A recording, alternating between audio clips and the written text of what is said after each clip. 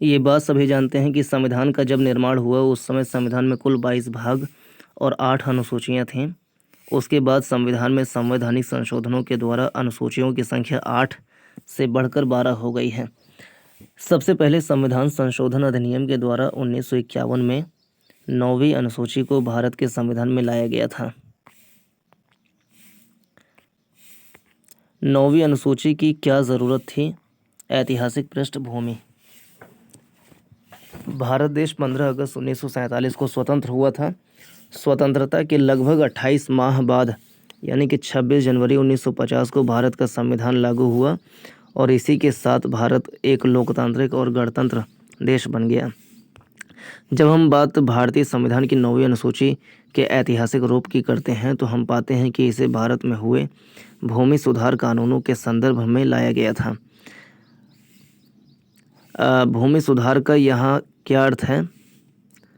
तो भूमि सुधार का तात्पर्य भूमि के स्थायित्व और प्रबंधन के मौजूदा पैटर्न को बदलने हेतु किए गए संस्थागत सुधार से है। भारत में भूमि सुधार शुरू हुए तो उन्हें मध्य प्रदेश, उत्तर प्रदेश और बिहार के न्यायालयों में चुनौती दी गई, जिसमें से बिहार में न्यायालय ने इसे अवैध घोषित कर दिया था। इस विषम परिस्थिति से बचने और भूमि सुधारों को जारी रखने के लिए ही सरकार ने प्रथम संविधान संशोधन करने का फैसला किया था, जिसके फलस्वरूप 8 मई 1951 को तत्कालीन प्रधानमंत्री पंडित जवाहरलाल नेहरू ने अनंतिम संसद में प्रथम संविधान संशोधन विधेयक प्रस्तुत किया, जिसके पश्चात 16 मई 1951 को यह विधेयक चयन समिति को भेज दिया गया। चयन समिति के रिपोर्ट के बाद 18 जून 1951 को राष्ट्रपति की मंजूरी के साथ ही यह विधेयक अधिनियम बन गया। भारतीय संविधान की 9वीं अनुसूची क्या है? भारतीय संविधान की 9वीं अनुसूची 9वीं अनुसूची में केंद्र और राज्य कानूनों दोनों कानून 9वीं अनुसूची में केंद्र और राज्य कानूनों की एक ऐसी सूची है जिसको न्यायालय के समक्ष चुनौती नहीं दी जा सकती। 9वीं अनुसूची में केंद्र और राज्य कानूनों की एक ऐसी सूची है जिसको न्यायालय के समक्ष चुनौती नहीं दी जा सकती। वर्तमान में संविधान की 9वीं अनुसूची में कुल 284 कानून शामिल हैं जिन्हें न्यायिक समीक्षा संरक्षण प्राप्त है, अर्थात इन्हें अदालत में चुनौती नहीं दी जा सकती। 9वीं अनुसूची को वर्ष 1951 में प्रथम संविधान संशोधन अधिनियम के माध्यम से भारतीय संविधान में शामिल किया गया था। यह पहली बार था जब संविधान में संशोधन किया गया था। यहाँ ध्यान देने योग्य बात है कि संविधान की 9वीं अनुसूची में शामिल विभिन्न कानूनों को संविधान के अनुच्छेद 31B के तहत संरक्षण प्राप्त होता है। संविधान की 9वीं अनुसूची में शामिल विभिन्न कानूनों को संविधान के अनुच्छेद 31B के तहत संरक्षण प्राप्त होता है। 9वीं अनुसूची प्रकृति में पूर्वव्यापी यानी कि रेट्रोस्पेक्टिव है। 9वीं अनुसूची प्रकृति में पूर्वव्यापी यानी रेट्रोस्पेक्टिव है, जिसका अर्थ है न्यायालय द्वारा असंवैधानिक घोषित होने के बाद भी यदि किसी कानून को 9वीं अनुसूची में शामिल किया जाता है तो वह उस तारीख से संवैधानिक रूप से वैध माना जाएगा। 9वीं अनुसूची प्रकृति में पूर्वव्यापी है, रेट्रोस्पेक्टिव है, जिसका अर्थ है न्यायालय द्वारा असंवैधानिक घोषित होने के बाद भी यदि किसी कानून को 9वीं अनुसूची में शामिल किया जाता है तो वह उस तारीख से संवैधानिक रूप से वैध माना जाएगा। जैसे कि हमने पहले संविधान संशोधन के माध्यम से 9वीं अनुसूची में कुल 13 कानून शामिल थे शुरुआत में, जिसके पश्चात विभिन्न संविधान संशोधन किए गए और अब कानूनों की संख्या 284 हो गई है। 9वीं अनुसूची की समीक्षा के बारे में सुप्रीम कोर्ट के 9 न्यायाधीशों की एक संविधान पीठ ने सर्वसम्मति से फैसला दिया कि संविधान के भाग 3 में प्रदत्त मौलिक अधिकार संविधान के मूल ढांचे का अहम हिस्सा है। इनका किसी भी तरीके से उल्लंघन किए जाने पर न्यायालय इसकी समीक्षा कर सकता है। सुप्रीम कोर्ट द्वारा कहा गया है कि 24 अप्रैल 1973 के बाद संविधान की 9वीं अनुसूची में शामिल किए गए किसी भी कानून की न्यायिक समीक्षा हो सकती है। यानी 24 अप्रैल 1973 के पहले अगर कोई कानून पारित हुआ था और वो 9वीं अनुसूची में डाल दिया गया था तो उसकी न्यायिक समीक्षा नहीं करेगी सुप्रीम कोर्ट, लेकिन 24 अप्रैल 1973 केशवानंद भारती केस का निर्णय आने के बाद से अगर कोई क्योंकि उसके बाद से न्यायिक समीक्षा मूल ढांचे का अंग बन गया। तो मूल ढांचे का उल्लंघन हो जाएगा अगर किसी कानून को न्यायिक समीक्षा के दायरे से बाहर किया जाएगा।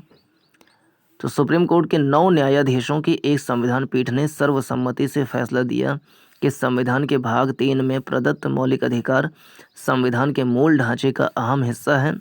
इनका किसी भी तरीके से उल्लंघन किए जाने पर न्यायालय इसकी समीक्षा कर सकता है। सुप्रीम कोर्ट द्वारा कहा गया है कि 24 अप्रैल 1973 के बाद संविधान की 9वीं अनुसूची में शामिल किए गए किसी भी कानून की न्यायिक समीक्षा की जा सकती है। 24 अप्रैल 1973 को सर्वोच्च न्यायालय के समक्ष केशवानंद भारती नाम का एक मामला आया जो कि बहुत ही प्रसिद्ध मामला है। इस मामले में आए सुप्रीम कोर्ट के निर्णय के बाद संविधान की 9वीं अनुसूची में शामिल किए गए किसी भी कानून की न्यायिक समीक्षा हो सकती है। इस मामले में न्यायालय ने अपने निर्णय में कहा कि 9वीं अनुसूची के तहत कोई भी कानून यदि मौलिक अधिकारों या संविधान की मूल संरचना का उल्लंघन करता है तो उसकी न्यायिक समीक्षा की जा सकेगी। 24 अप्रैल 1973 के बाद अगर कोई भी कानून 9वीं अनुसूची के तहत कोई भी कानून यदि मौलिक अधिकारों या संविधान की मूल संरचना का उल्लंघन करता है तो उसकी न्यायिक समीक्षा की जा सकेगी। सुप्रीम कोर्ट ने अपने फैसले में कहा कि 9वीं अनुसूची के तहत कोई भी कानून अगर मौलिक अधिकारों या संविधान के मूल ढांचे का उल्लंघन करता है तो उसकी न्यायिक समीक्षा की जा सकती है। आगे यह भी स्पष्ट करते हुए टिप्पणी की कि न्यायालय की किसी भी कानून को बनाने और इसकी वैधानिकता तय करने की शक्ति केवल विधायिका या कार्यपालिका पर नहीं छोड़ी जा सकती। अगर संसद कानून बनाता है तो उसके द्वारा बनाए गए कानून की व्याख्या करने और उसकी समीक्षा करने की शक्ति न्यायालय के पास ही रहेगी। लेकिन यहाँ ध्यान देने वाली बात है ये है कि किसी भी कानून की समीक्षा तभी की जा सकती है जब वह कानून मूल अधिकारों या फिर संविधान के मूल ढांचे का उल्लंघन होता हो। संविधान की 9वीं अनुसूची की प्रासंगिकता। पहला, 9वीं अनुसूची में केंद्र और राज्य कानूनों की एक ऐसी सूची है जिन्हें न्यायालय के समक्ष चुनौती नहीं दी जा सकती। वर्तमान में संविधान की 9वीं अनुसूची में कुल 284 कानून शामिल हैं जिन्हें न्यायिक समीक्षा संरक्षण प्राप्त है, अर्थात इन्हें अदालत में चुनौती नहीं दी जा सकती है।